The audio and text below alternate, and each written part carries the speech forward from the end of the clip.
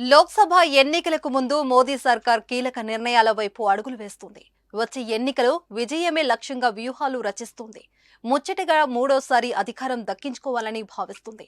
ఈ మేరకు ఫిబ్రవరి 1న ప్రవేశపెట్టబోతున్న మధ్యంతర బడ్జెట్లో ఓట్లు రాబట్టే జనాకర్షణ నిర్ణయాలు వెల్లడించనున్నట్లు తెలుస్తుంది. సార్వత్రిక ఎన్నికలకు ముందు పీఎం కిసాన్ పథకంలో కొన్ని మార్పులు చేయనున్నట్లు సమాచారం.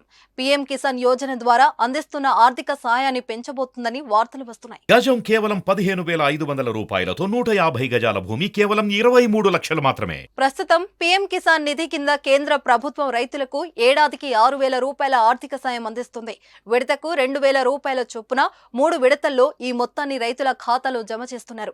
అయితే ఈ సాయాన్ని భారీగా పెంచుతున్నట్లు తెలుస్తుంది. ఈ పథకం కింద రైతులకు లభించే లబ్ధిని 50% పెంచబోతున్నారని సమాచారం.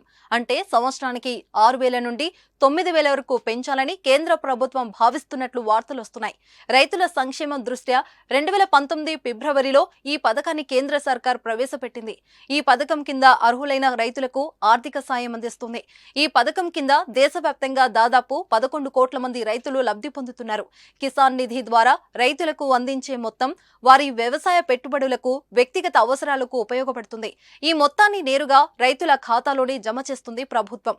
ఇప్పుడు ఈ సాయం పెరుగుతుందనే వార్తతో రైతుల్లో ఆనందం వ్యక్తమవుతుంది. రేపటి బడ్జెట్లో దీనిపై స్పష్టత రానుంది. అలానే ఫిబ్రవరి 1న ప్రవేశపెట్టనున్న మధ్యంతర బడ్జెట్లో ఇంధన ధరల తగ్గింపు సంబంధించి కీలక ప్రకటన ఉండనుందని ప్రచారం సాగుతుంది.